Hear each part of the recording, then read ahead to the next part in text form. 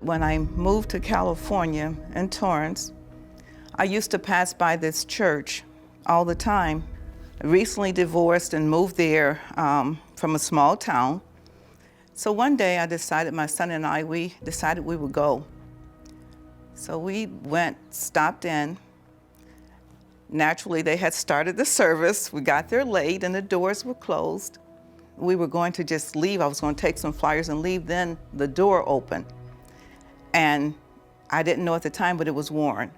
So I'm like, okay. And then he invited us in. We sat and I whispered to my son, okay, we're strangers. I said, we're going to sit down. And when it's over, we're leaving.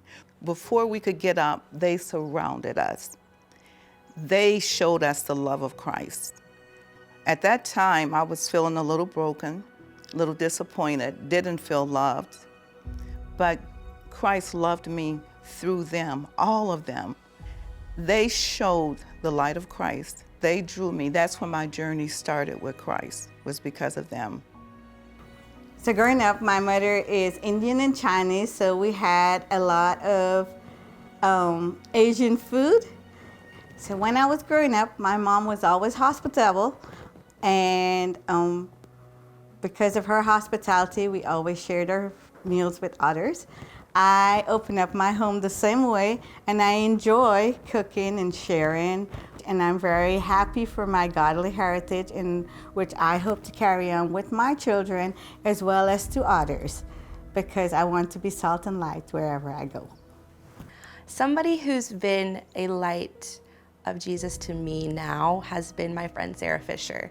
Her relationship with me started back when I was in college, before I got married, before I had kids, and she challenges me in so many ways. First off, her example that she sets in her marriage, the way that she loves her husband and teaches her kids. She's been very vulnerable with me, and she shows me the good and the hard things about serving Christ and what it means to be a disciple of Jesus. So I'm grateful for her influence in my life, for sure. Oh goodness, since we started at Warrington, the last 6 years. You remember whenever we were in the choir together, and then we headed over to Warrington together, and I was in the music ministry, but I couldn't have done that unless you rocked my baby. The number 2 came along, and Abby, yeah. And I remember specifically a text message I had from you. It wasn't asking if you could watch my kids.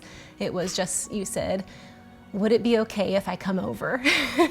And you just asked if you could spend time with Jacob or Abby, or so I can have some rest. And you came over and just played with Jacob. And I remember laying in my bed, snuggling my 2-week-old, and just for the first time exhaling after bringing Abby home.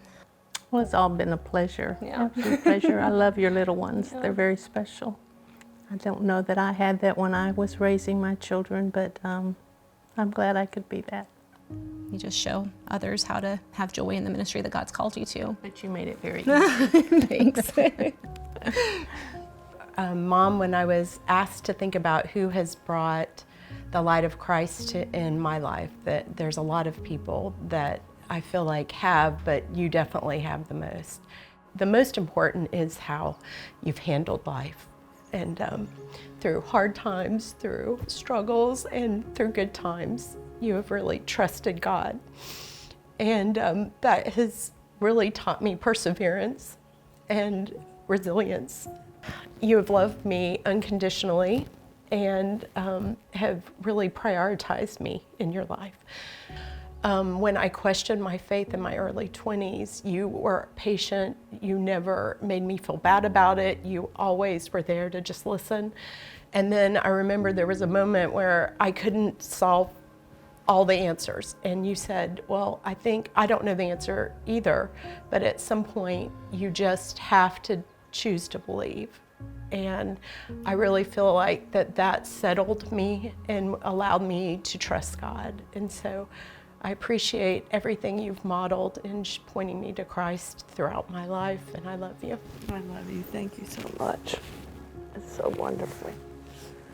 Do you remember when back in 2020 when I first came to visit for spring break, and I had only planned to stay for 1 week. Right. And then the whole world shut down because of COVID. Yeah. And I had no place to stay. I didn't know where I was gonna go.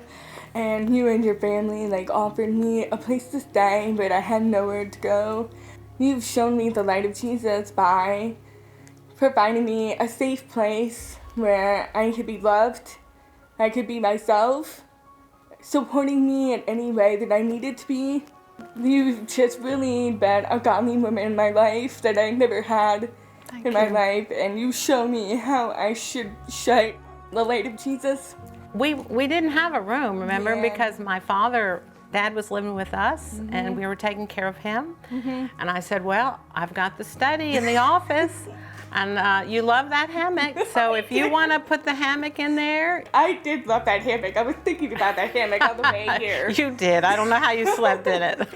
Pat, because you have shown me the light of Jesus, you made me want to be the light of Jesus to the world, to the deaf community, and I love you so much for it, and thank you for being that light. Oh, thank you.